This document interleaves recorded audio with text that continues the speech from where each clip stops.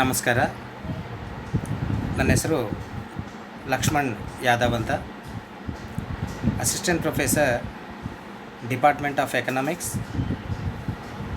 Government first grade college, Sirawara, ತಾಲೂಕು Sirawara, district Raichur.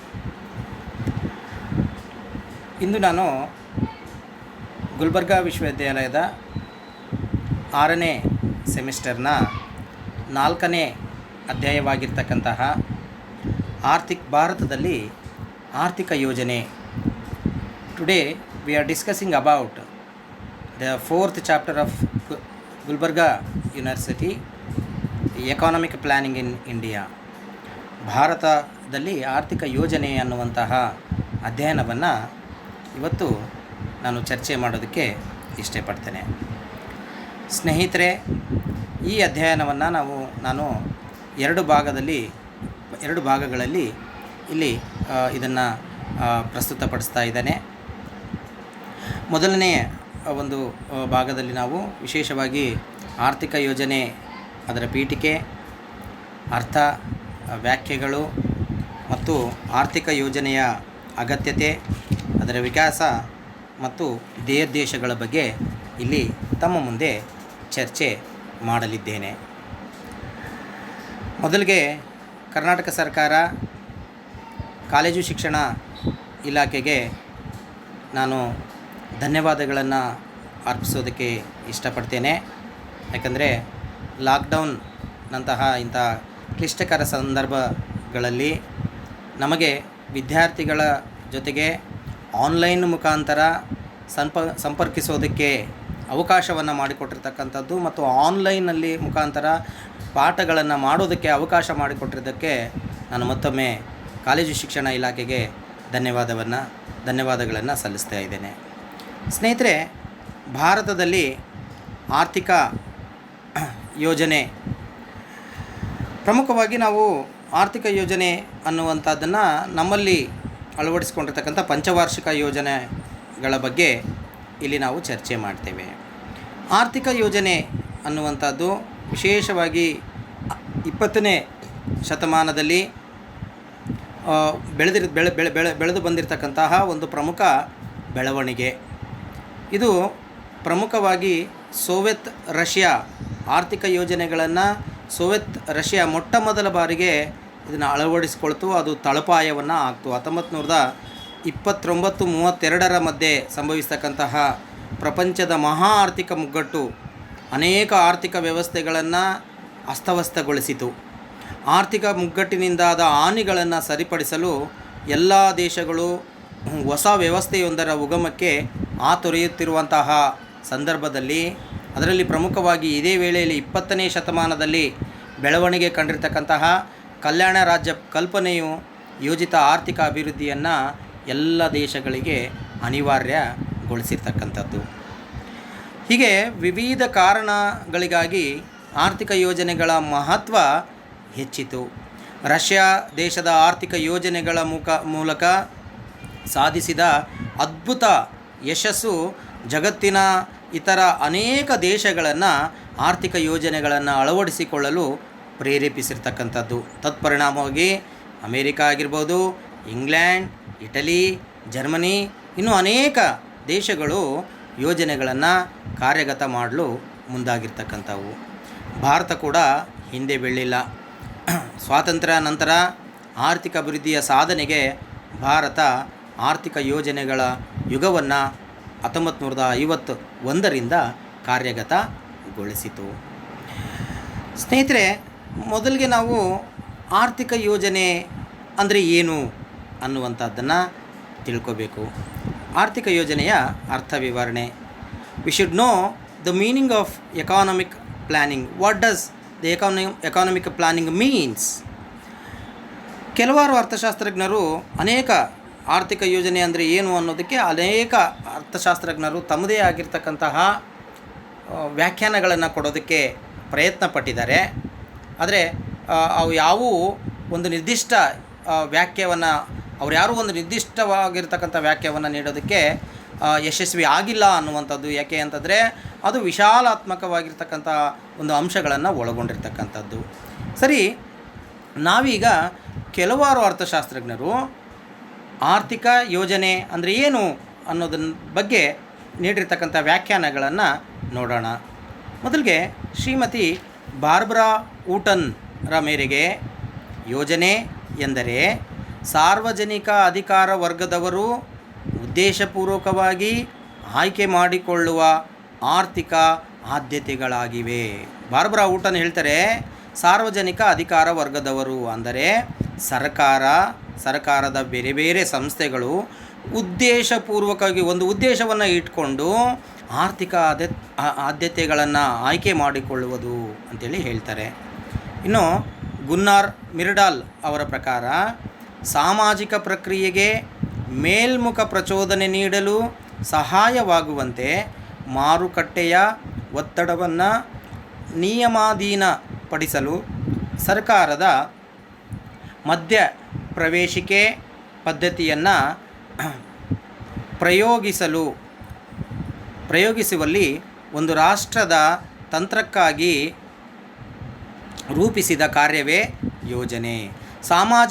ಸಾಮಾಜಿಕ ಪ್ರಕ್ರಿಯೆಗೆ ಮೇಲ್ಮುಖ ಪ್ರಚೋದನೆ ಅಂದರೆ ಅಭಿವೃದ್ಧಿಯೆಡೆಗೆ ಸಾಗುವಂತೆ ಸಹಾಯಕವಾಗುವಂತೆ ಮಾರುಕಟ್ಟೆಯ ಒತ್ತಡವನ್ನು ಒಂದು ನಿಯಮಾಧೀನಪಡಿಸಿ ಸರ್ಕಾರ ಮಧ್ಯಪ್ರವೇಶಿಸುವಂತಹ ಒಂದು ಪ್ರಾಯೋಗಿಕ ತಂತ್ರವನ್ನು ಕಾರ್ಯವನ್ನು ಯೋಜನೆ ಅಂತ ಕರೀತಾರೆ ಅಂತೇಳ್ಬಿಟ್ಟು ಗುನ್ನಾರ್ ಮಿರ್ಡಾಲ್ ಹೇಳ್ತಾರೆ. ಇನ್ನು ನಮ್ಮ ಪ್ರಥಮ ಪ್ರಧಾನಮಂತ್ರಿಗಳಾಗಿರ್ತಕ್ಕಂಥ ಪಂಡಿತ್ ಜವಾಹರ್ಲಾಲ್ ನೆಹರು ಅವರ ಪ್ರಕಾರ ಯೋಜನೆ ಎಂದರೆ ದೇಶದ ಸರ್ವೇ ಸಾಧಾರಣ ಸ್ಥಿತಿಯನ್ನು ಗಮನದಲ್ಲಿಟ್ಟುಕೊಂಡು ಕೆಲ ಪ್ರಾಧಾನ್ಯತೆಗಳನ್ನು ಆಯ್ಕೆ ಮಾಡಿ ಅವುಗಳನ್ನು ಸಂಪಾದಿಸಲು ಪ್ರಗತಿ ಪಥದ ಮೇಲೆ ಸಾಗುವುದಾಗಿದೆ ಅನ್ನುವಂಥದ್ದನ್ನು ಹೇಳ್ತಾರೆ. ನೋಡಿ, ಸರ್ವೇ ಸಾಧಾರಣ ಸ್ಥಿತಿಯನ್ನು ನಮ್ಮಲ್ಲಿರ್ತಕ್ಕಂಥ ಸ್ಥಿತಿಯನ್ನು ಗಮನದಲ್ಲಿಟ್ಕೊಂಡು ಅದರಲ್ಲಿನೂ ಬಹಳ ವಿಶೇಷವಾಗಿರ್ತಕ್ಕಂಥದ್ದು ನೋಡಿ, ನಮಗೆ ಗೊತ್ತು ಸಂಪನ್ಮೂಲಗಳು ಮಿತವಾಗಿದ್ದಾವೆ, ಆದರೆ ಬಯಕೆಗಳು ಅಮಿತವಾಗಿದ್ದಾವೆ. ಇಂಥ ಸಂಪನ್ಮೂಲಗಳು ಮಿತವಾಗಿರುವಾಗ ಮಿತ ಸಂಪನ್ಮೂಲದಿಂದ ಹೇಗೆ ನಮಗೆ ಬೇಕಾಗಿರ್ತಕ್ಕಂಥ ಬೇಕುಗಳನ್ನು ನಾವು ಪಡೆದುಕೊಳ್ಳಬೇಕು ಅನ್ನುವಂಥದ್ದನ್ನ ಬಗ್ಗೆ ಇಲ್ಲಿ ವಿಶೇಷವಾಗಿ ಹೇಳಿರ್ತಕ್ಕಂಥದ್ದು. ಅಂದರೆ ಕೆಲವು ಪ್ರಾಧಾನ್ಯತೆಗಳನ್ನು ಹೇಗೆ ಸಾಧಿಸಬೇಕು ಅನ್ನುವಂಥದ್ದನ್ನು ಇಲ್ಲಿ ವಿಶೇಷವಾಗಿ ಗುರುತಿಸಿರ್ತಕ್ಕಂಥದ್ದು. ಒಟ್ಟಾರೆಯಾಗಿ ಹೇಳುವುದಾದರೆ ಕೆಲವು ನಿರ್ದಿಷ್ಟ ಧ್ಯೇಯೋದ್ದೇಶಗಳ ಈಡೇರಿಕೆಗೆ ಸರ್ಕಾರ ಬಳಸುವ ಆರ್ಥಿಕ ತಂತ್ರಗಳನ್ನು ಯೋಜನೆ ಎಂದು ಕರಿಬಹುದು. ಏನು ಮಾಡ್ತದೆ, ಸರ್ಕಾರ ಕೆಲವು ನಿರ್ದಿಷ್ಟ ಧ್ಯೇಯೋದ್ದೇಶಗಳನ್ನು ಇಟ್ಕೊಂಡಿರ್ತದೆ. ಅಂದರೆ ಈ ನಿರ್ದಿಷ್ಟ ಅವಧಿಯಲ್ಲಿ, ಉದಾಹರಣೆಗೆ ನಮ್ಮ ಭಾರತದಲ್ಲಿ 5 ವರ್ಷಗಳಲ್ಲಿ ಯಾವ ವಲಯವನ್ನು ನಾವು ಅಭಿವೃದ್ಧಿಪಡಿಸಬೇಕು, ಉದಾಹರಣೆಗೆ ಒಂದು ಪಂಚವಾರ್ಷಿಕ ಯೋಜನೆಯಲ್ಲಿ ಕೃಷಿಯನ್ನು, ಇನ್ನೊಂದು ಪಂಚವಾರ್ಷಿಕ ಯೋಜನೆಯಲ್ಲಿ ಕೈಗಾರಿಕೆಯನ್ನು, ಮತ್ತೊಂದು ಪಂಚವಾರ್ಷಿಕ ಯೋಜನೆಯಲ್ಲಿ ನೀರಾವರಿಯನ್ನು, ಮತ್ತೊಂದು ಪಂಚವಾರ್ಷಿಕ ಯೋಜನೆಯಲ್ಲಿ ಸಣ್ಣ ಕೈಗಾರಿಕೆಗಳನ್ನು, ದೊಡ್ಡ ಕೈಗಾರಿಕೆಗಳನ್ನು, ಹೀಗೆ ಆ ಅವಧಿಯಲ್ಲಿ ಒಂದು ನಿರ್ದಿಷ್ಟ ಧ್ಯೇಯೋದ್ದೇಶಗಳನ್ನು ಇಟ್ಕೊಂಡು ಸರ್ಕಾರ ಅವುಗಳನ್ನು ಅಭಿವೃದ್ಧಿಪಡಿಸೋದಕ್ಕೆ ಬಳಸ್ತಕ್ಕಂಥ ಆರ್ಥಿಕ ತಂತ್ರಗಳನ್ನು ಯೋಜನೆ ಎಂದು ಕರಿಬಹುದು ಅನ್ನುವಂಥದ್ದು. ಪ್ರಮುಖವಾಗಿ ಮಿತ ಸಂಪನ್ಮೂಲಗಳನ್ನು ಆದ್ಯತೆಯ ಮೇರೆಗೆ ಅವಶ್ಯಕ ಇರುವಂತಹ ಒಂದು ವಲಯಗಳಿಗೆ ಹೇಗೆ ಬಳಸ್ಕೊಳ್ಬೇಕು ಅನ್ನುವಂಥದ್ದನ್ನು ನಾವು ಆರ್ಥಿಕ ಯೋಜನೆ ಎಂದು ಕರಿತೇವೆ ಅನ್ನುವಂಥದ್ದು. ಇನ್ನು ಭಾರತದಲ್ಲಿ ಆರ್ಥಿಕ ಯೋಜನೆಗಳ ವಿಕಾಸ, ಭಾರತದಲ್ಲಿ ಆರ್ಥಿಕ ಯೋಜನೆಯ ವಿಕಾಸ ಹೇಗಾಗಿದೆ ಅನ್ನುವಂಥದ್ದನ್ನು ನಾವು ನೋಡ್ತಾ ಬಂದರೆ, ಪ್ರಮುಖವಾಗಿ 1934ರಲ್ಲಿ ಭಾರತ ರತ್ನ ಸರ್ ಎಂ ವಿಶ್ವೇಶ್ವರಯ್ಯ ಅವರು ಯೋಜಿತ ಆರ್ಥಿಕ ವ್ಯವಸ್ಥೆ ಎಂಬ ಕೃತಿಯನ್ನು ಪ್ರಕಟಿಸಿ ಭಾರತಕ್ಕೆ ಯೋಜನೆಯ ಅವಶ್ಯಕತೆ ಬಗ್ಗೆ ಒತ್ತಿ ಹೇಳಿರ್ತಕ್ಕಂಥದ್ದು. ಭಾರತ ಸ್ವಾತಂತ್ರ್ಯಗೊಳ್ಳೋದಕ್ಕಿಂತ ಮುಂಚೆನೇ ಯೋಜನೆಗಳ ಬಗ್ಗೆ ಚರ್ಚೆ ಆಗಿದೆ ಅನ್ನುವಂಥದ್ದಕ್ಕೆ ಇದು ಒಂದು ಉದಾಹರಣೆ ಅಂತ ನಾವು ಹೇಳ್ಬೋದು. ಇನ್ನು 1937ರಲ್ಲಿ ಭಾರತದ ರಾಷ್ಟ್ರೀಯ ಕಾಂಗ್ರೆಸ್ ರಾಷ್ಟ್ರೀಯ ಯೋಜನಾ ಸಮಿತಿಯನ್ನು ರಚಿಸೋದ್ರ ಮೂಲಕ ಭಾರತದಲ್ಲಿ ಯೋಜನೆಗಳ ಬಗ್ಗೆ ಅಡಿಪಾಯ ಆಗ್ತು ಅಂತ ನಾವು ಹೇಳ್ಬೋದು. ಅದು ಸ್ವಾತಂತ್ರ್ಯಕ್ಕಿಂತ ಪೂರ್ವದಲ್ಲಿ. ಇದೇ ವೇಳೆಯಲ್ಲಿ ಟಾಟಾ ಮತ್ತು ಬಿರ್ಲಾಗಳು ಮುಂಬೈ ಯೋಜನೆ, ಕಾರ್ಮಿಕ ಮುಖಂಡರಾಗಿರ್ತಕ್ಕಂಥ ಎನ್ ರಾಯ್ ಅವರಿಂದ ಜನತಾ ಯೋಜನೆ, ಪ್ರೊಫೆಸರ್ ಎನ್ ಅಗರ್ವಾಲ್ ಅವರಿಂದ ಗಾಂಧಿ ಯೋಜನೆ ಮುಂತಾದವು ಪ್ರಸ್ತಾವಕ್ಕೆ ಬಂದವು. ಇನ್ನು 1944ರಲ್ಲಿ ಭಾರತ ಸರ್ಕಾರ ಒಂದು ಪ್ರತ್ಯೇಕ ಯೋಜನಾ ಇಲಾಖೆಯನ್ನು ಸ್ಥಾಪಿಸೋದ್ರ ಮೂಲಕ ಭಾರತದಲ್ಲಿ ಪಂಚವಾರ್ಷಿಕ ಯೋಜನೆಗಳಿಗೆ ಅಡಿಪಾಯ ಆಗ್ತು ಅಂತಲೂ ಹೇಳ್ಬೋದು. ಸ್ವಾತಂತ್ರ್ಯ ನಂತರ ಭಾರತ 1950ರಲ್ಲಿ ಯೋಜನಾ ಆಯೋಗವನ್ನು ಸ್ಥಾಪಿಸಿ ಅಲ್ಲಿಂದ ನಮ್ಮಲ್ಲಿ ಪಂಚವಾರ್ಷಿಕ ಯೋಜನೆಗಳ ಕಾರ್ಯಾರಂಭಕ್ಕೆ ಅದು ಮುನ್ನುಡಿ ಹಾಕ್ತು ಅಂತ ನಾವು ಹೇಳ್ಬೋದಾಗಿದೆ. 1951ರಲ್ಲಿ ಮೊದಲ ಪಂಚವಾರ್ಷಿಕ ಯೋಜನೆ ಕಾರ್ಯಾರಂಭ ಮಾಡ್ತು. ಅಲ್ಲಿಂದ ಇಲ್ಲಿವರೆಗೆ 12 ಪಂಚವಾರ್ಷಿಕ ಯೋಜನೆಗಳು ನಮ್ಮ ಭಾರತದಲ್ಲಿ ಪೂರ್ಣಗೊಂಡಿರ್ತಕ್ಕಂಥದ್ದು. ಸ್ನೇಹಿತರೆ, ಇವೆಲ್ಲ ಅಂಶಗಳನ್ನು ನೋಡಿದಾಗ ಭಾರತದಲ್ಲಿ ಸ್ವಾತಂತ್ರ್ಯಕ್ಕಿಂತ ಪೂರ್ವದಿಂದಲೇ ಆರ್ಥಿಕ ಯೋಜನೆಗಳ ಬಗ್ಗೆ ಭಾರತದಲ್ಲಿ ಪ್ರಯತ್ನಗಳು ನಡೆದಿರ್ತಕ್ಕಂಥದ್ದು. ನಮಗೊತ್ತು, ಭಾರತ ಒಂದು ಬಡ ಜನರಿಂದ ಕೂಡಿದ ಶ್ರೀಮಂತ ರಾಷ್ಟ್ರ. ನಾವಿಲ್ಲಿ ಹೇಳ್ತೇವೆ ಜನರು ಬಡವರಾಗಿದ್ದಾರೆ, ಆದರೆ ಸಂಪನ್ಮೂಲಗಳು ಭಾಳಷ್ಟು ಶ್ರೀಮಂತವಾಗಿದ್ದಾವೆ. ಅವು ಅಂತಹ ಶ್ರೀಮಂತವಾಗಿರುವಂಥ ಸಂಪನ್ಮೂಲಗಳನ್ನು ಯೋಜಿತವಾಗಿ ದಕ್ಷವಾಗಿ ಹೇಗೆ ಬಳಸ್ಕೊಳ್ಬೇಕು ಅನ್ನೋದಕ್ಕೆ ನಮಗೆ ಯೋಜನೆ ಸಹಾಯ ಆಗ್ತದೆ ಅನ್ನುವಂಥದ್ದು. ಇನ್ನು ಆರ್ಥಿಕ ಯೋಜನೆಯ ಅಗತ್ಯತೆ, need for planning. Why do we need a planning? ಆರ್ಥಿಕ ಯೋಜನೆ ಯಾಕೆ ಬೇಕು, ಅದರ ಅಗತ್ಯತೆ ಏನಿದೆ ಅನ್ನುವಂಥದ್ದನ್ನು ನಾವು ನೋಡೋದಾದರೆ ಇಲ್ಲಿ ಕೆಲವು ಅಂಶಗಳು ಆರ್ಥಿಕ ಯೋಜನೆಯ ಅಗತ್ಯತೆಯನ್ನು ಹೇಳ್ತವೆ. ಮೊದಲನೇ ಅಂಶ ಹೇಳ್ತದೆ ಬಡತನದ ವಿಷವರ್ತುಲವನ್ನು ಭೇದಿಸುವುದು. ಬಡತನದ ವಿಷವರ್ತುಲದಲ್ಲಿ ನಮ್ಮ ಭಾರತದಲ್ಲಿ ಬಡತನದ ವಿಷವರ್ತುಲ ಹಮ್ಮಿಕೊಂಡಿದೆ ಅಥವಾ ಹರಡಿಕೊಂಡಿದೆ ಅಂತ ನಾವು ಹೇಳ್ಬೋದು. ಅಂದರೆ ನಾವು ಬಡತನದ ವಿಷ ವರ್ತುಲದಲ್ಲಿ ಸಿಕ್ಕಿ ಹಾಕಿಕೊಂಡಿದ್ದೀವಿ. ಏಕೆ ಅಂದರೆ ಬಡತನಕ್ಕೆ ಕಾರಣವೂ ಹೌದು, ಹಾಗೆ ಅದು ಪರಿಣಾಮವೂ ಹೌದು. ಬಡತನದಿಂದಾಗಿ ನಮ್ಮಲ್ಲಿ ಶಿಕ್ಷಣ ದೊರೀತಾ ಇಲ್ಲ. ಶಿಕ್ಷಣ ದೊರೆಯದೇ ಇರೋದರಿಂದ ಅಲ್ಲಿ ಕೌಶಲ್ಯ ಅಭಿವೃದ್ಧಿ ಆಗ್ತಾ ಇಲ್ಲ ಅಂದರೆ ಉದ್ಯೋಗ ದೊರಕ್ತಾ ಇಲ್ಲ ಅಂದರೆ ಒಳ್ಳೆಯ ಆದಾಯ ಸಿಗ್ತಾ ಇಲ್ಲ. ಒಳ್ಳೆಯ ಆದಾಯ ಸಿಗದೇ ಇರೋದರಿಂದ ಶಿಕ್ಷಣ ಪಡೆಯೋದಕ್ಕಾಗ್ತಾ ಇಲ್ಲ. ಅದರಿಂದಾಗಿ ಮತ್ತೆ ನಾವು ಬಡವರಾಗಿ ಇರ್ತಾ ಇದ್ದೀವಿ. ಹಾಗಾಗಿ ಇಂಥ ಬಡತನದ ವಿಷವರ್ತುಲವನ್ನು ಭೇದಿಸಬೇಕಾದ್ರೆ ಖಂಡಿತವಾಗಿ ಭಾರತದಲ್ಲಿ ಯೋಜನೆಯ ಅಗತ್ಯತೆ ಇರ್ತಕ್ಕಂಥದ್ದು. ಇನ್ನು ಸಮಗ್ರ ಅಭಿವೃದ್ಧಿ ಎಲ್ಲ ವಲಯಗಳನ್ನು ಒಳಗೊಂಡಂತೆ, ಎಲ್ಲ ವರ್ಗಗಳನ್ನು ಒಳಗೊಂಡಂತೆ, ಎಲ್ಲ ವಲಯಗಳು ಮತ್ತು ಎಲ್ಲ ಪ್ರದೇಶಗಳನ್ನು ಒಳಗೊಂಡಂತೆ ಅಭಿವೃದ್ಧಿ ಆಗಬೇಕಾದ್ರೆ ಯೋಜನೆಗಳು ಅವಶ್ಯಕ. ಬೇರೆ ಬೇರೆ ಅವಧಿಯಲ್ಲಿ ಬೇರೆ ಬೇರೆ ರೀತಿಯಾಗಿರ್ತಕ್ಕಂಥ ವಲಯಗಳಿಗೆ ಆದ್ಯತೆಯನ್ನು ನೀಡಿ, ಬೇರೆ ಬೇರೆ ಪ್ರದೇಶಗಳಿಗೆ ಆದ್ಯತೆಯನ್ನು ನೀಡಿ ಅವುಗಳ ಮುಖಾಂತರ ಸಮಗ್ರ ಅಭಿವೃದ್ಧಿ ಸಾಧಿಸೋದಕ್ಕೆ ಸಾಧ್ಯವಾಗ್ತದೆ ಅನ್ನುವಂಥದ್ದು. ಇನ್ನು ಕೈಗಾರಿಕಾ ಬೆಳವಣಿಗೆಯನ್ನು ಸಾಧಿಸಬೇಕಾದ್ರೆ ನಮಗೆ ಯೋಜನೆ ಅತ್ಯವಶ್ಯಕ. ನಮಗಾಗಲೇ ಗೊತ್ತು, 2ನೇ ಪಂಚವಾರ್ಷಿಕ ಯೋಜನೆಯಲ್ಲಿ ಹೆಚ್ಚಾಗಿ ಆದ್ಯತೆಯನ್ನು ನೀಡಿರ್ತಕ್ಕಂಥದ್ದು ಕೈಗಾರಿಕೆಗಳು ಅದರಲ್ಲೂ ದೊಡ್ಡ ಕೈಗಾರಿಕೆಗಳು ಹೆಚ್ಚಾಗಿ, ಬಂಡವಾಳ ಕೈಗಾರಿಕೆಗಳು ಹೆಚ್ಚಾಗಿ ಬೆಳವಣಿಗೆ ಆಗ್ತಾ ಹೋದರೆ ನಮ್ಮಲ್ಲಿ ಕೈಗಾರಿಕಾ ಬೆಳವಣಿಗೆ ಹೆಚ್ಚಾಗ್ತಾ ಹೋಗ್ತದೆ. ನಾವು ಪಾಶ್ಚಿಮಾತ್ಯರ ಉದಾಹರಣೆಗಳನ್ನು ನೋಡಿದ್ರೆ ಇಂಗ್ಲೆಂಡ್ ಅಥವಾ ಇವತ್ತು ನಾವು ಏನು ಎಲ್ಲ ರಾಷ್ಟ್ರಗಳನ್ನು ಮುಂದುವರೆದ ರಾಷ್ಟ್ರಗಳು ಅಂತ ಕರಿತೀವೋ ಆ ಎಲ್ಲ ರಾಷ್ಟ್ರಗಳು ಒಂದಿಲ್ಲ ಒಂದು ದಿನ ಇಂದಿನ ಅವಧಿಗಳಲ್ಲಿ ಅವುಗಳು ಕೈಗಾರಿಕಾ ಕ್ರಾಂತಿಯ ಮುಖಾಂತರನೇ ಇವತ್ತು ಅತಿ ಬೇಗವಾಗಿ ಬೆಳವಣಿಗೆ ಆಗಿರ್ತಕ್ಕಂಥದ್ದನ್ನು ನೋಡ್ತೇವೆ.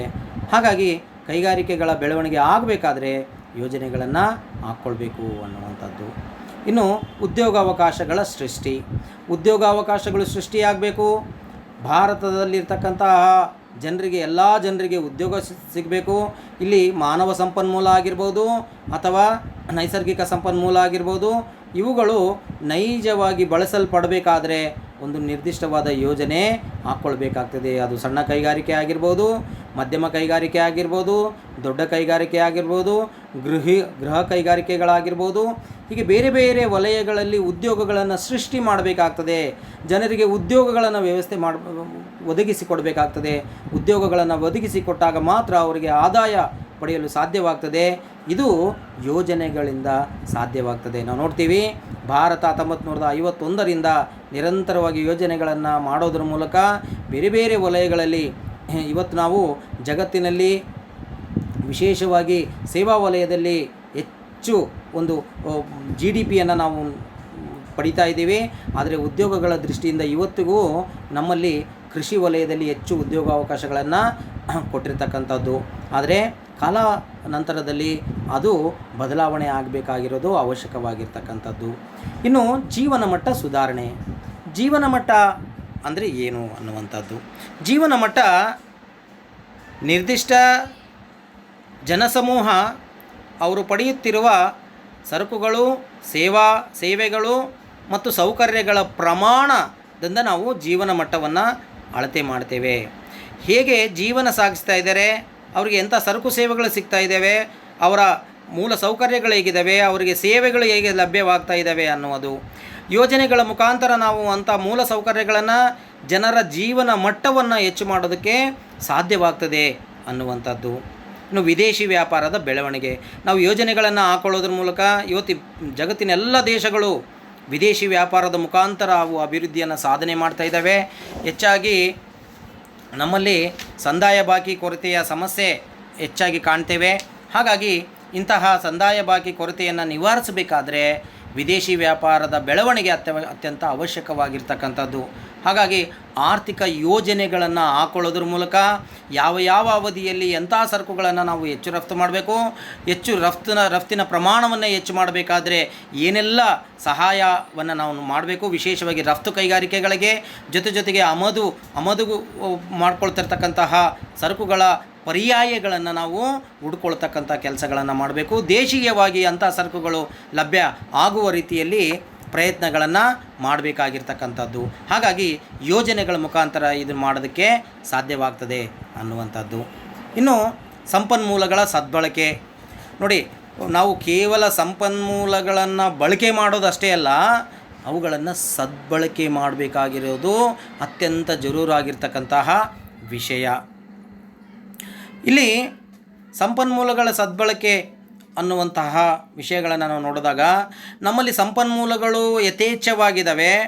ಅವುಗಳು ಅತ್ಯಂತ ದಕ್ಷವಾಗಿ ಬಳಸಲ್ಪಡಬೇಕು. ಅಂದರೆ ಕಡಿಮೆ ವೆಚ್ಚದಲ್ಲಿ ಹೆಚ್ಚು ಸರಕು ಮತ್ತು ಸೇವೆಗಳನ್ನು ಉತ್ಪಾದನೆ ಮಾಡೋದಕ್ಕೆ ಮತ್ತು ಕಡಿಮೆ ಸಂಪನ್ಮೂಲಗಳು ಉಪಯೋಗ ಆಗುವ ರೀತಿಯಲ್ಲಿ ಉತ್ಪಾದನಾ ವಿಧಾನವನ್ನು ನಾವು ಅಳವಡಿಸ್ಕೊಳ್ಬೇಕಾಗಿರೋದು ಅತ್ಯಂತ ಅವಶ್ಯಕವಾಗಿರ್ತಕ್ಕಂಥದ್ದು.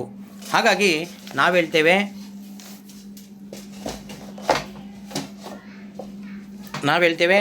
ಸಂಪನ್ಮೂಲಗಳು ಸದ್ಬಳಕೆ ವಿಚಾರದಲ್ಲಿ ಸಂಪನ್ಮೂಲಗಳನ್ನು ಸದ್ಬಳಕೆ ಮಾಡಿಕೊಳ್ಬೇಕಾದ್ರೆ ಅವುಗಳನ್ನು ಬಳಕೆ ಮಾಡುವಂಥ ವಿಧಾನ, ತಂತ್ರಜ್ಞಾನ ಇವುಗಳು ಆಧುನಿಕತೆಯನ್ನು ಪಡಿಬೇಕಾಗಿದೆ ಅನ್ನುವಂಥದ್ದು. ಇನ್ನು ಕೊರತೆ ಸಮಸ್ಯೆಯ ನಿವಾರಣೆ. ಭಾರತದಲ್ಲಿ ಇರ್ತಕ್ಕಂತಹ ಬೇರೆ ಬೇರೆ ರೀತಿಯ ಸರಕು ಮತ್ತು ಸೇವೆಗಳ ಕೊರತೆಯನ್ನು ನಾವು ನಿವಾರಿಸಬೇಕಾಗ್ತದೆ. ಕೊರತೆ ನಿವಾರಿಸಬೇಕಾದ್ರೆ ಇಲ್ಲಿ ಬೇರೆ ಬೇರೆ ರೀತಿಯ ಸರಕುಗಳಿದ್ದಾವೆ. ಅಂತಹ ಸರಕುಗಳ ಉತ್ಪಾದನೆಯ ಪ್ರಮಾಣವನ್ನು ಹೆಚ್ಚು ಮಾಡಬೇಕಾದ್ರೆ ಯೋಜನೆ ಅತ್ಯಂತ ಪ್ರಮುಖವಾಗಿರ್ತಕ್ಕಂಥದ್ದು. ಬೇರೆ ಬೇರೆ ಪಂಚವಾರ್ಷಿಕ ಯೋಜನೆಗಳಲ್ಲಿ ಇಂಥ ಕೊರತೆ ಸರಕುಗಳನ್ನು ಉತ್ಪಾದನೆ ಮಾಡೋದಕ್ಕೆ ಕ್ರಮವನ್ನು ಕೈಗೊಳ್ಳೋದಕ್ಕೆ ಸಾಧ್ಯವಾಗ್ತದೆ. ಇನ್ನು ಸಮತೋಲನ ಅಭಿವೃದ್ಧಿ. ಭಾರತದಲ್ಲಿ ಬೇರೆ ಬೇರೆ ಪ್ರದೇಶಗಳು, ಅದು ಬೇರೆ ಬೇರೆ ರಾಜ್ಯಗಳಾಗಿರ್ಬೋದು, ಒಂದು ರಾಜ್ಯದಲ್ಲಿರ್ತಕ್ಕಂಥ ಬೇರೆ ಬೇರೆ ವಲಯಗಳಾಗಿರ್ಬೋದು, ಇವು ಅಸಮತೋಲನದಿಂದ ಕೂಡಿದವೆ ಅನ್ನುವಂಥ ಅಂಶ. ಹಾಗಾಗಿ ಎಲ್ಲ ವಲಯಗಳು, ಎಲ್ಲ ರೀತಿಯ ರಾಜ್ಯಗಳಾಗಿರ್ಬೋದು ಅಥವಾ ಬೇರೆ ಬೇರೆ ರೀತಿಯಾಗಿರ್ತಕ್ಕಂತಹ ಪ್ರದೇಶಗಳು ಸಮತೋಲನವಾಗಿ ಅಭಿವೃದ್ಧಿ ಆಗಬೇಕಾದ್ರೆ ಪಂಚವಾರ್ಷಿಕ ಯೋಜನೆಗಳು ಅಥವಾ ಯೋಜನೆಗಳು ಅಗತ್ಯವಾಗಿರ್ತಕ್ಕಂಥದ್ದು. ಒಂದು ನಿರ್ದಿಷ್ಟ ಅವಧಿಯಲ್ಲಿ ಒಂದು ಪ್ರದೇಶಕ್ಕೆ ಆದ್ಯತೆಯನ್ನು ನೀಡಿ, ಇನ್ನೊಂದು ನಿರ್ದಿಷ್ಟ ಅವಧಿಯಲ್ಲಿ ಇನ್ನೊಂದು ವಲಯಕ್ಕೆ ಆದ್ಯತೆಯನ್ನು ನೀಡಿ, ಇನ್ನೊಂದು ಪ್ರದೇಶಕ್ಕೆ ಆದ್ಯತೆಯನ್ನು ನೀಡೋದರ ಮೂಲಕ ಸಮತೋಲನ ಅಭಿವೃದ್ಧಿ ಸಾಧ್ಯವಾಗ್ತದೆ ಯೋಜನೆಗಳ ಮುಖಾಂತರ. ಇನ್ನು ಆರ್ಥಿಕ ಸಮಾನತೆಯನ್ನು ಸಾಧಿಸುವುದು. ಆರ್ಥಿಕ ಸಮಾನತೆ ಅನ್ನುವಂಥದ್ದು ಭಾರತದಲ್ಲಿ ಅತ್ಯಂತ ಅವಶ್ಯಕವಾಗಿರ್ತಕ್ಕಂಥದ್ದು. ನಾವು ನೋಡ್ತೇವೆ, ನಮ್ಮ ದೇಶದಲ್ಲಿರ್ತಕ್ಕಂತಹ ಅತ್ಯಂತ ಹೆಚ್ಚು ನಮ್ಮ ಒಟ್ಟು ಜನಸಂಖ್ಯೆಯಲ್ಲಿ 15% ಮಾತ್ರ ಜನ ನಮ್ಮ ದೇಶದ ಸಂಪತ್ತಿನ 85% ಪಾಲನ್ನು ಹೊಂದಿದ್ದಾರೆ ಅಂತ ಹೇಳೋದಾದರೆ, ಅದೇ 85% ಜನ ಕೇವಲ 15%ದಷ್ಟು ಸಂಪತ್ತನ್ನು ಮಾತ್ರ ಹೊಂದಿರತಕ್ಕಂಥದ್ದು. ಇಂತಹ ಅಸಮತೋಲನವನ್ನು ನಿವಾರಿಸಬೇಕಾಗ್ತದೆ. ಎಲ್ಲ ಜನರಿಗೆ ಆರ್ಥಿಕ ಸಮಾನತೆಯನ್ನು ನಾವು ಸಾಧಿಸಬೇಕಾದರೆ ಯೋಜನೆಗಳು ಅತ್ಯಂತ ಅವಶ್ಯಕ. ಬೇರೆ ಬೇರೆ ಅವಧಿಯಲ್ಲಿ ಯೋಜನೆಗಳ ಮುಖಾಂತರ ಇಂಥ ಆರ್ಥಿಕ ಸಮಾನತೆ ಸಾಧಿಸೋದಕ್ಕೆ ಸಾಧ್ಯ ಆಗ್ತದೆ ಅನ್ನುವಂಥದ್ದು. ಇನ್ನು ಆರ್ಥಿಕ ಸ್ವಾವಲಂಬನೆ ನಮ್ಮ ಆರ್ಥಿಕತೆಯನ್ನು ನಾವು ಸ್ವಾವಲಂಬಿಯಾಗಿ ಬೆಳವಣಿಗೆ ಆಗ್ತಕ್ಕಂಥದ್ದು. ಬೇರೆ ರಾಷ್ಟ್ರಗಳ ಜೊತೆಗೆ ಅವಲಂಬನೆ ಆಗುವುದಕ್ಕಿಂತ ಕೆಲವು ವಿಶೇಷ ಸರಕು ಮತ್ತು ಸೇವೆಗಳಲ್ಲಿ ನಮ್ಮನ್ನು ನಾವು ಅವಲಂಬಿಗಳಾಗಿ ಮಾರ್ಪಡಿಸಿಕೊಳ್ಳುವುದು. ನಾವು ನೋಡ್ತೇವೆ, ಇಂದು ಪೆಟ್ರೋಲಿಯಂ ಪದಾರ್ಥ ಇದು ಅತ್ಯಂತ ಪ್ರಮುಖವಾಗಿರ್ತಕ್ಕಂಥ ಸಂಪನ್ಮೂಲ. ಭಾರತದಲ್ಲಿ ಅತ್ಯಂತ ಹೆಚ್ಚು ವೆಚ್ಚ ಮಾಡ್ತಕ್ಕಂತಹ ಸಂಪನ್ಮೂಲ, ಅದರಲ್ಲೂ ವಿದೇಶಿ ವಿನಿಮಯಕ್ಕಾಗಿ ಹೆಚ್ಚು ವೆಚ್ಚ ಮಾಡ್ತಕ್ಕಂಥ ಒಂದು ಸಂಪನ್ಮೂಲ. ಅದಕ್ಕೆ ಪರ್ಯಾಯವಾಗಿ ನಾವೇನಾದರೂ ಇಲ್ಲಿನೇ ಇಂಧನ ಅಥವಾ ಶಕ್ತಿಯ ಒಂದು ಉತ್ಪಾದನೆ ಆಗೋದಾದರೆ ನಾವು ನೋಡ್ತೀವಿ, ನಮ್ಮಲ್ಲಿ ಅವಕಾಶ ಇದೆ. ಅದರಲ್ಲಿನೂ ಸೋಲಾರ್ ಎನರ್ಜಿ ಮುಖಾಂತರ ನಾವು ಅದನ್ನು ಪರಿವರ್ತನೆ ಮಾಡಬಹುದಾಗಿದೆ. ಹಾಗಾಗಿ ಅವುಗಳ ಮುಖಾಂತರ ನಾವು ಸ್ವಾವಲಂಬನೆ ಪಡ್ಕೊಳ್ಳೋದಕ್ಕೆ ಸಾಧ್ಯವಾಗ್ತದೆ. ಇನ್ನು ಸಾಮಾಜಿಕ ನ್ಯಾಯ, ಎಲ್ಲ ಧರ್ಮಗಳ, ಎಲ್ಲ ಸಮುದಾಯಗಳ, ಎಲ್ಲ ಜಾತಿವಾರುಗಳ ಎಲ್ಲ ವಲಯಗಳಿಗೆ ಸಮಾನವಾಗಿರ್ತಕ್ಕಂಥ ನ್ಯಾಯ ಒದಗಿಸಬೇಕು. ಸಾಮಾಜಿಕ ನ್ಯಾಯವನ್ನು ಸಾಧಿಸಬೇಕಾದ್ರೆ ಪಂಚವಾರ್ಷಿಕ ಯೋಜನೆಗಳು ಅಥವಾ ಯೋಜನೆಗಳ ಮುಖಾಂತರ ಬೇರೆ ಬೇರೆ ರೀತಿಯ ಕಾರ್ಯಕ್ರಮಗಳನ್ನು ಹಾಕ್ಕೊಳ್ಳೋದ್ರ ಮೂಲಕ ಸಾಧ್ಯವಾಗ್ತದೆ ಅನ್ನುವಂಥದ್ದು. ಹಾಗಾಗಿ ನಮಗೆ ಯೋಜನೆಯ ಅಗತ್ಯತೆ ಇದೆ. ಇನ್ನು ಆರ್ಥಿಕ ಸ್ಥಿರತೆ, ದೇಶದಲ್ಲಿ ಆರ್ಥಿಕ ಸ್ಥಿರತೆ ಅತ್ಯಂತ ಅವಶ್ಯಕ. ನಿರಂತರವಾಗಿ ಏರುವಿಕೆ ಮತ್ತು ಇಳುವಿಕೆ ಅಥವಾ ಏರುಪೇರು ಇದೆಯಲ್ಲ, ಅದು ಒಂದು ಆರ್ಥಿಕತೆಗೆ ಉತ್ತಮ ಲಕ್ಷಣ ಅಲ್ಲ. ಹಾಗಾಗಿ ಆರ್ಥಿಕತೆಯಲ್ಲಿ ಸ್ಥಿರತೆ ಕಾಪಾಡ್ಕೋಬೇಕು, ಬೆಲೆಗಳಲ್ಲಿ ಸ್ಥಿರತೆ ಕಾಪಾಡಬೇಕು, ಉತ್ಪಾದನೆಯಲ್ಲಿ ನಿರಂತರ ಹೆಚ್ಚಳ ಕಾಪಾಡ್ತಾ ಇರಬೇಕು. ಹೀಗೆ ಮಾಡಬೇಕಾದ್ರೆ ನಮಗೆ ಅತ್ಯಂತ ಪ್ರಮುಖವಾಗಿರ್ತಕ್ಕಂಥದ್ದು ಯೋಜನೆಯ ಅಗತ್ಯತೆ ಇದಕ್ಕೋಸ್ಕರ ಇದೆ ಅನ್ನುವಂಥದ್ದು. ಇನ್ನು ಭಾರತದಲ್ಲಿ ಇದುವರೆಗೆ ಅನುಷ್ಠಾನಗೊಂಡಿರ್ತಕ್ಕಂಥ ವಿವಿಧ ಪಂಚವಾರ್ಷಿಕ ಯೋಜನೆಗಳಲ್ಲಿ ಯೋಜನೆಯ ದೀರ್ಘಕಾಲಿಕ ಸಾಮಾನ್ಯ ಧ್ಯೇಯೋದ್ದೇಶಗಳು, ಏನೇನು ಧ್ಯೇಯೋದ್ದೇಶಗಳು ಇಟ್ಕೊಳ್ಳಲಾಗಿದೆ ಇಲ್ಲಿವರೆಗೂ ನಮ್ಮಲ್ಲಿ ಜಾರಿಗೊಂಡಿರ್ತಕ್ಕಂಥ 12 ಪಂಚವಾರ್ಷಿಕ ಯೋಜನೆಗಳಲ್ಲಿ ಅನ್ನುವುದನ್ನು ಕೆಲವು ಅಂಶಗಳಲ್ಲಿ ನಾವಿಲ್ಲಿ ನೋಡ್ತಾ ಇದ್ದೇವೆ. ಮೊದಲನೇ ಅಂಶ ಹೇಳ್ತದೆ ಆರ್ಥಿಕ ಪ್ರಗತಿಯ ಸಾಧನೆ. ಆರ್ಥಿಕ ಪ್ರಗತಿಯನ್ನು ಸಾಧಿಸುವಂತಹ ಧ್ಯೇಯೋದ್ದೇಶ ಇಟ್ಕೊಂಡಿರ್ತಕ್ಕಂಥದ್ದು ಕೆಲವು ಪಂಚವಾರ್ಷಿಕ ಯೋಜನೆಯಲ್ಲಿ. ಇನ್ನೂ ಕೆಲವೊಂದರಲ್ಲಿ ಸ್ವಾವಲಂಬನೆಯ ಸಾಧನೆಗೆ ವಿಶೇಷವಾಗಿ ನಾವು ಯಾವ ವಸ್ತುಗಳಿಗಾಗಿ ಬೇರೆ ರಾಷ್ಟ್ರಗಳ ಮೇಲೆ ಅವಲಂಬನೆ ಆಗಿದೆವೋ ಅಂಥ ವಸ್ತುಗಳನ್ನು ನಮ್ಮಲ್ಲಿನೇ ಉತ್ಪಾದನೆ ಮಾಡೋದಕ್ಕೆ ಬೇಕಾಗಿರ್ತಕ್ಕಂತಹ ಒಂದು ಯೋಜನೆಯನ್ನು ಮಾಡ್ಕೊಳ್ತಕ್ಕಂಥದ್ದು. ಇನ್ನು ಮೂರನೇದು ನಿರುದ್ಯೋಗ ನಿವಾರಣೆಗೆ ಏನೇನೆಲ್ಲ ಕ್ರಮ ಕೈಗೊಳ್ಳಬೇಕು ಅನ್ನುವಂಥದ್ದು ನಾವು ನೋಡ್ತೇವೆ. ಮನ್ರೇಗಾ ಇದೆ. ಮನ್ರೇಗಾಗಳ ಮುಖಾಂತರ ಗ್ರಾಮೀಣ ಪ್ರದೇಶದಲ್ಲಿ ನಾವು ಉದ್ಯೋಗವನ್ನು ಒದಗಿಸಿಕೊಡ್ತಕ್ಕಂಥ ಕಾರ್ಯಕ್ರಮಗಳು, ಇಂಥ ಕಾರ್ಯಕ್ರಮಗಳ ಮುಖಾಂತರ ನಿರುದ್ಯೋಗವನ್ನು ನಿವಾರಣೆ ಮಾಡ್ತಕ್ಕಂಥದ್ದು. ಇನ್ನು ಆದಾಯ ಅಸಮಾನತೆಯ ಪರಿಹಾರ, ಇದು ಒಂದು ಉದ್ದೇಶ. ಬಡತನ ನಿರ್ಮೂಲನೆ, ಬೇರೆ ಬೇರೆ ಅವಧಿಗಳಲ್ಲಿ ಬಡತನ ನಿರ್ಮೂಲನೆಗೋಸ್ಕರ ವಿಶೇಷ ಕಾರ್ಯಕ್ರಮಗಳನ್ನು ಜಾರಿಗೊಳಿಸಿರ್ತಕ್ಕಂಥದ್ದು, ಅದು ಉದ್ದೇಶವನ್ನು ಇಟ್ಕೊಂಡಿರ್ತಕ್ಕಂಥದ್ದು. ಇನ್ನು ಆರ್ಥಿಕತೆಯ ಆಧುನೀಕರಣ ಅನ್ನುವಂಥದ್ದು ನಿರಂತರವಾಗಿ ನಡೀತಕ್ಕಂತಹ ಒಂದು ಚಟುವಟಿಕೆ ಅಂತ ನಾವು ಹೇಳ್ಬೋದು. ಇವತ್ತಿರ್ತಕ್ಕಂಥ ಒಂದು ತಂತ್ರಜ್ಞಾನ ನಾಳೆ ಬದಲಾವಣೆ ಆಗ್ತಾ ಇರ್ತದೆ. ಹಾಗಾಗಿ ಆರ್ಥಿಕತೆಯಲ್ಲಿ ಆಧುನೀಕರಣ ಅತ್ಯಂತ ಅವಶ್ಯಕವಾಗಿರ್ತಕ್ಕಂಥದ್ದು. ಅಂಥ ಉದ್ದೇಶವೂ ಸಹ ನಮ್ಮಲ್ಲಿನ ಪಂಚವಾರ್ಷಿಕ ಯೋಜನೆಗಳಲ್ಲಿ ಇಟ್ಕೊಂಡಿರ್ತಕ್ಕಂಥದ್ದು. ಇನ್ನು ರಾಷ್ಟ್ರೀಯ ಆದಾಯದ ವೃದ್ಧಿ, ಸಾಮಾಜಿಕ ನ್ಯಾಯ, ಸಮಾಜವಾದಿ ಆರ್ಥಿಕ ವ್ಯವಸ್ಥೆಯ ಸ್ಥಾಪನೆ ಮತ್ತು ದೇಶದ ಸರ್ವಾಂಗೀಣ ಅಭಿವೃದ್ಧಿ ಅನ್ನುವಂತಹ ಧ್ಯೇಯೋದ್ದೇಶಗಳನ್ನು ಭಾರತದಲ್ಲಿ ಪಂಚವಾರ್ಷಿಕ ಯೋಜನೆಗಳ ಧ್ಯೇಯೋದ್ದೇಶಗಳಾಗಿ ಅಳವಡಿಸಿಕೊಳ್ಳಲಾಗಿರ್ತಕ್ಕಂಥದ್ದು. ಸ್ನೇಹಿತರೆ, ಇಲ್ಲಿವರೆಗೂ ನಾವು ವಿಶೇಷವಾಗಿ ಭಾರತದಲ್ಲಿ ಪಂಚವಾರ್ಷಿಕ ಯೋಜನೆಗಳು ಅಥವಾ ಯೋಜನೆಗಳ ಅಗತ್ಯತೆ ಮತ್ತು ಅದರ ಧ್ಯೇಯೋದ್ದೇಶಗಳ ಬಗ್ಗೆ ಚರ್ಚೆಯನ್ನು ಮಾಡಿದ್ದೀವಿ. BA 6ನೇ ಸೆಮ್ನ ಎಲ್ಲ ವಿದ್ಯಾರ್ಥಿಗಳು ನಾನಿಲ್ಲಿ ಚರ್ಚೆ ಮಾಡಿರ್ತಕ್ಕಂಥ ವಿಷಯಗಳು ಕಡಿಮೆ ಅವಧಿಯಲ್ಲಿ PPTಯ ಮುಖಾಂತರ ಕೆಲವು ಅಂಶಗಳನ್ನು ತೋರ್ಪಡಿಸ್ತಾ ಈ ವಿಷಯವನ್ನು ಚರ್ಚೆ ಮಾಡಿದ್ದೀನಿ. ತಾವುಗಳು ಪುಸ್ತಕವನ್ನು ಉಪಯೋಗಿಸ್ಕೊಂಡು ಎಲ್ಲ ವಿಷಯಗಳನ್ನು ಅಧ್ಯಯನವನ್ನು ಮಾಡಿ ಓದಿಕೊಂಡು ತಮಗೆ ಏನಾದರೂ ಪ್ರಶ್ನೆಗಳಿದ್ದರೆ ಈಗಾಗಲೇ ತಮಗಾಗಿ ಸೃಷ್ಟಿಸಿರ್ತಕ್ಕಂಥ ವಾಟ್ಸಪ್ ಗ್ರೂಪ್ನ ಮುಖಾಂತರ ತಮ್ಮ ಯಾವುದೇ ರೀತಿಯ ಪ್ರಶ್ನೆಗಳನ್ನು ಅಥವಾ ಯಾವುದೇ ರೀತಿಯ ತಮಗೆ ಉದ್ಭವವಾಗ್ತಕ್ಕಂತಹ ಡೌಟ್ಗಳನ್ನು ನೀವು ಕೇಳ್ಬೋದಾಗಿರ್ತಕ್ಕಂಥದ್ದು. ಸ್ನೇಹಿತರೆ ಹಾಗೂ ವಿದ್ಯಾರ್ಥಿಗಳೇ, ಇದು ಒಂದು ಕ್ಲಿಷ್ಟಕರ ಪರಿಸ್ಥಿತಿಯಲ್ಲಿ ನಾವು ಇವತ್ತಿದ್ದೀವಿ. ಈ ಸಮಸ್ಯೆ ಕೋವಿಡ್-19 ವಿಶೇಷವಾಗಿ ನಮಗೆ ಒಂದು ರೀತಿಯ ಯಕ್ಷ ಪ್ರಶ್ನೆಯಾಗಿರ್ತಕ್ಕಂಥದ್ದು. ಅದು ನಮಗೆ ಒಂದು ಸಮಸ್ಯೆಯನ್ನು ಉದ್ಭವ ಮಾಡಿರ್ತಕ್ಕಂಥದ್ದು. ಆದರೂ ನಾವು ಧೃತಿಗೆಡದೆ ಈ ಸಮಸ್ಯೆಯಿಂದ ನಾವು ಖಂಡಿತವಾಗಿ ಹೊರಬರ್ತೀವಿ. ಅದರ ಜೊತೆಗೆ ಈ ಸಮಸ್ಯೆ ನಮಗೆ ಒಂದು ಹೊಸ ದಾರಿಯನ್ನು, ಹೊಸ ಅವಕಾಶಗಳನ್ನು ಹುಟ್ಟಿಹಾಕಿದೆ, ಹೊಸ ವಿಧಾನಗಳನ್ನು ಹುಟ್ಟಾಕೋದಕ್ಕೆ ಕಾರಣ ಆಗಿದೆ ಅನ್ನುವಂಥದ್ದನ್ನು ಮತ್ತೊಮ್ಮೆ ನಾನು ಹೇಳ್ತಾ, ಸರ್ಕಾರ, ಕೇಂದ್ರ ಸರ್ಕಾರ ಆಗಿರ್ಬೋದು, ರಾಜ್ಯ ಸರ್ಕಾರ ಆಗಿರ್ಬೋದು ಮತ್ತು ಬೇರೆ ಬೇರೆ ಇಲಾಖೆಗಳು ನಿರಂತರವಾಗಿ ಈ ಸಮಸ್ಯೆಯನ್ನು ದೂರ ಮಾಡೋದಕ್ಕೆ ಪ್ರಯತ್ನ ಮಾಡ್ತಾ ಇದ್ದಾವೆ. ಅವ್ರ ಜೊತೆ ನಾವು ಕೈ ಜೋಡಿಸೋಣ. ಹಾಗಾಗಿ ಎಲ್ಲರೂ ಮನೆಯಲ್ಲೇ ಇರಿ, ಸುರಕ್ಷಿತವಾಗಿ ಇರಿ. Stay home, stay safe. ಧನ್ಯವಾದಗಳು. Thank you.